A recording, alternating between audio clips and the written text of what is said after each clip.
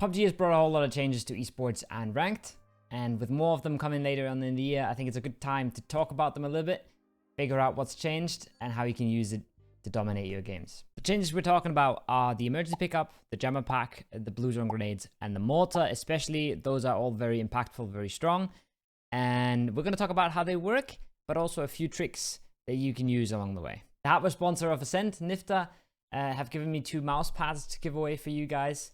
A light one and a dark one. All you have to do is be subscribed and comment light or dark below the video, and you're entered to give away. Shipping in Europe, but I think we can even figure something out if you're out of the region.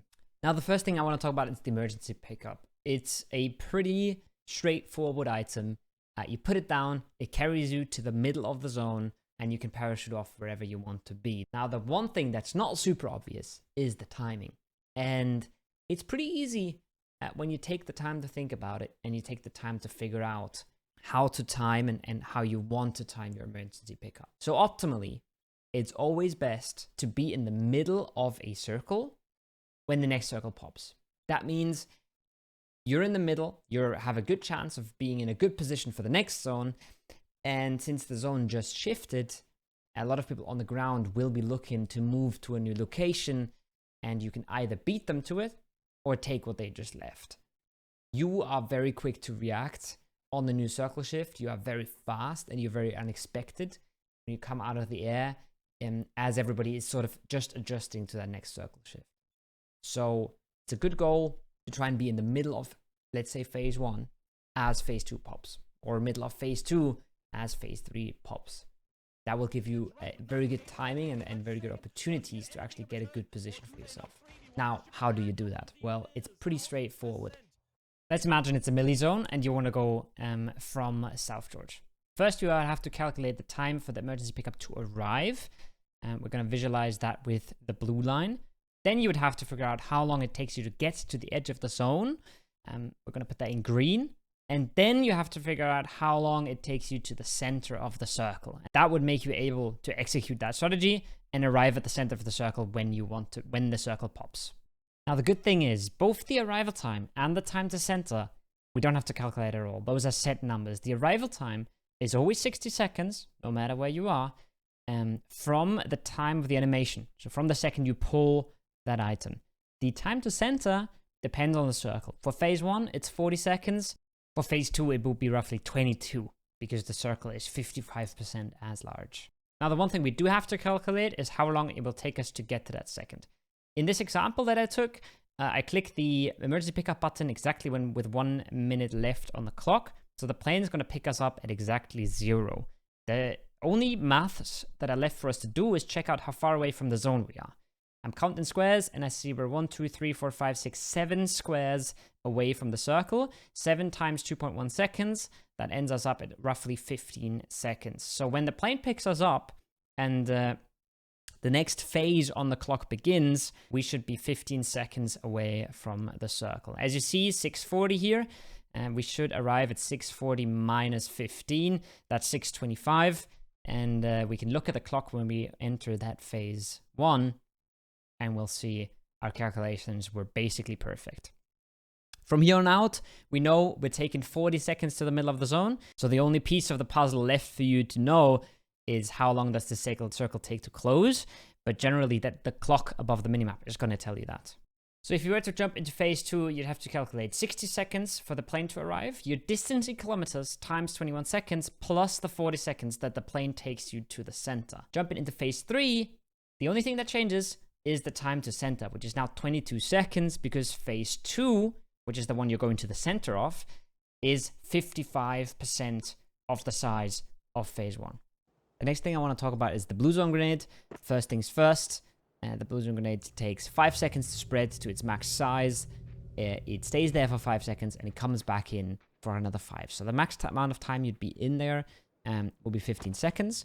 And as it does 10 damage per second, it does kill you every single time unless you're doing something against that. One thing you can do is have a jammer pack on. The jammer pack does block bluezone grenade damage, but it only has 50 HP. So you'll see this HP bar of the jammer pack decline a lot faster than the HP just did because it only has 50 HP. But that is enough that even standing in the center of a bluezone grenade, we can still out-survive it without healing. So we would be ready to fight in that case. What you cannot survive is when somebody doubles up their bluezone grenades. So bluezones do stack. The damage does just stack on top of each other. And you can see it just completely melts through you. There's no more counter healing possible here. And a jammer pack won't save you. Two bluezone grenades are just a little bit too strong. What you can do, however, is heal through the bluezone grenade. So you can heal through a bluezone grenade even if you're standing in the center, both with a medkit or a first aid. You can, if you enable it as soon as it's possible, so that's 75 HP for the first aid or 90 HP for the medkit. Both of those will save you. What won't is bandages. Bandages do not have enough healing per second if you're standing in the center of a bluezone grenade. If you were standing closer to the edge and you'd only be taking 10 seconds, let's say, of damage, right? That's 100 damage. You can heal through that if 1 or 2 bandages go off. But no point really theorizing all too much there, because honestly, there might be other areas of damage coming in. You might also start the whole thing on 75 HP. So I think it's good to know the basics. And that should give you enough to judge on a case-by-case basis if you're going to make it through or not. The next thing I want to talk about is the mortar. And the tricky thing there is obviously calculating the distance, right? Everything else is just a marker on the map, 3D marker. Makes that easy. The distance is the hard part. There is essentially 3 schools of thought there. You can use a ruler, you can use a website, or you can use your brain. We're going to talk through all 3 of these methods. And in the end, I want to discuss a problem that all of them have that can make the mortar really hard to use. You have multiple options here. The one I used is a gamer maps because it also has Tego. And all you really have to do is click the ruler in the top left to go into measurement mode. And then you can set multiple waypoints and you see the distances. Super straightforward, super easy. But you do have to tab out or have someone else do it for you. Now, hopefully the ruler method, I don't really have to explain. You can make one out of paper, and the only thing you can really mess up is you could measure at a different zoom level on your map than you do when you're in game. So one thing you can do is you can zoom in twice and then apply and then make your ruler, or you can zoom in once and then make your ruler. But all you really have to do is open your map, put your paper against the screen, and mark the 100 meters, and that's it. Super simple, super straightforward. You can take it anywhere with you. Hard to argue with that method. Now, besides that, I still think just calculating it in your head has some value. I'm going to run a clip here in the background to show you that it's really not that hard. All you have to do is calculate squares, as in a square is 100 meters and a diagonal square is 140 meters, and then you're almost good to go. I want to put the target practice here into a practical example. Let's say you're a new compound. You want to nuke someone on the north ridge of the yellow houses. You've done your counting on the map, and it's 4 squares to the left, 1 square upwards. You would be forgiven to think that that is 500 meters. You paid attention to my rule of thumb earlier. We said a diagonal square is closer to 140 meters than it is to 200 meters. So what I'm going to do here is I'm going to calculate 300 meters plus 140 meters, and I added another 10 meters because we're going slightly up the hill, and that should increase the distance we need by a tiny bit. Now, there is multiple things you can do to try and make this easier for you. I won't pretend like judging the distances is not incredibly hard, but there is a few things you can do to try and make it easier. One thing you can do is understand that the mortar is not entirely accurate. So if you shoot 3 rounds in a row, not all of these rounds will go to the same spot. They will cover quite a bit of an area. So if you're fairly confident about where your shells are landing, shoot multiple of them and you'll cover more ground. The second thing you can do is try and adjust between shots. The way you go about this is you aim at your target, you shoot, you scroll 10 meters down, you shoot, scroll 20 meters up, you shoot, and bam, you've covered way more area. You have a higher chance of hitting the target, but you need to hit pretty good shots to kill or knock people with just 1 mortar shell.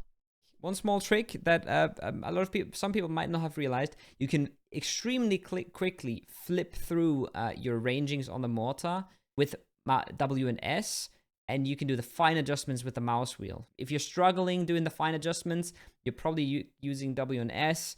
Mouse wheel is much better for that. Now let's visualize the arc of a mortar when you shoot 400 meters away. If you want to shoot a guy that's 400 meters away, but he's on a mountaintop, that arc gives you a good understanding of why you don't hit him anymore. The mortar shell will hit much closer than you would expect it to. And even though the enemy might be 400 meters away from you, just on a flat line on the ground, because of his elevation, your mortar is going to hit way closer to you. So now to compensate, you would have to draw a bigger arc. You would have to aim further. But understanding how far you will have to aim to shoot someone on different levels of elevation is going to be incredibly hard to do in a PUBG match. Alright, hopefully that has given you a good overview over some of the new features, how to use them, what you can do with them. Let me know what you liked. Let me know what you think was missing. I didn't feel like talking about the Panzerfaust because it's a noob tube and you know how to noob tube, so didn't seem a whole lot of talking material there. And yeah, a lot of work goes into these videos. If you enjoyed the content, make sure you're subscribed for whatever's coming up next. Leave a comment what you want to see. And you can always use my creator code to support me for absolutely free. Or for the crazy people, there's also my Patreon. Thanks for watching. I'll see you guys soon.